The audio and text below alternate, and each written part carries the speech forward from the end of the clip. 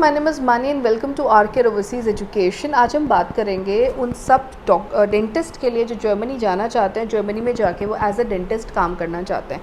जो ये प्रोसीजर है ये बहुत कॉम्प्लिकेटेड प्रोसीजर नहीं है, इट्स वेरी इजी और ये 4 to 5 स्टेप्स में मैं पूरी वीडियो में आपको एक्सप्लेन करूँगी।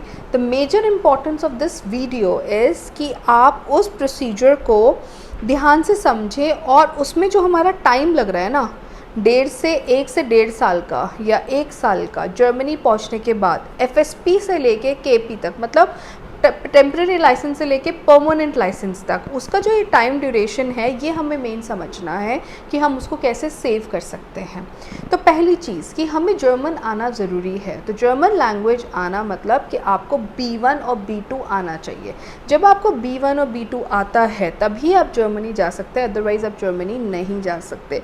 तो जर्मन लेवल्स होते हैं हमारे A1, A2, B1 and B2।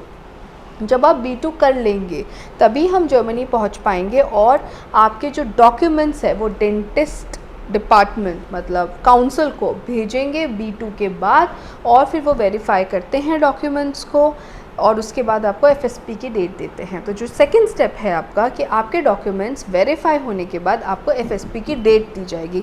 वो 1 महीने बाद की भी हो सकती है, 2 महीने बाद की भी हो सकती है, 4 महीने बाद की भी हो सकती है। जब आपकी FSP की डेट आपको मिल जाए फिर आप अपना इंडिया से वीज़ा लगाएंगे और जर्मनी जाएंगे और FSP का पेपर देंगे। आप इंडिया से लगाएं या किसी भी कंट्री से लगाएं।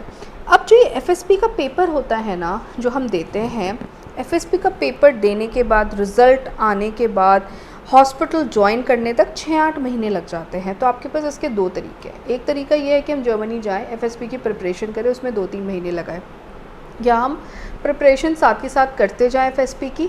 जो जनरली हमारे साथ जो डॉक्टर्स एसोसिएटेड हैं जिनके साथ हम उनको इसी तरीके से ट्रेनिंग देते हैं कि वो FSP की ट्रेनिंग अपनी साथ के साथ कर रहे हैं, और जर्मनी पहुंच के आप फिर अपना किसी भी डेंटिस्ट का जो हॉस्पिटल है या अंडर किसी भी डेंटिस्ट के अप्रेंटिसशिप करें या जॉब करें, पार्ट टाइम जॉब, और you would be earning a stipend. आप वो जो जॉब करते हैं वो आपकी पेड जॉब होती है। तो कोशिश ये करें 1 से 1.5 साल का आप अपना वो जॉब ड्यूरेशन ले लें जिसमें आपको मिनिमम 1200 यूरोज़ मिलता है, 1000 से 1200 यूरोज़, और हर साल वो 10% इंक्रीज़ होता है।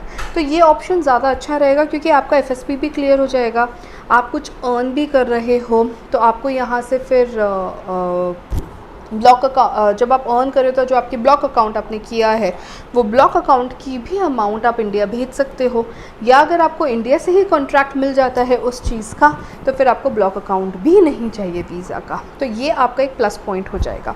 जब आपका FSP क्लियर हो जाए तो जो आपका 5th इंपॉर्टेंट पॉइंट है वो है आपका KP AufnahmePrüfung आपको क्लियर करना होता है, which is a permanent licence and it has to be done within 2 years। 2 साल के अंदर आपको ये पेपर क्लियर करना है किसी भी हाल में। यही सारे स्टेप्स इन्वॉल्व हैं। बस एक रोड मैप फॉलो करना बहुत ज़रूरी है जिससे हमारा टाइम ना वेस्ट हो और सारी चीज़ें हमारी टाइमलाइन के हिसाब से हो जाए।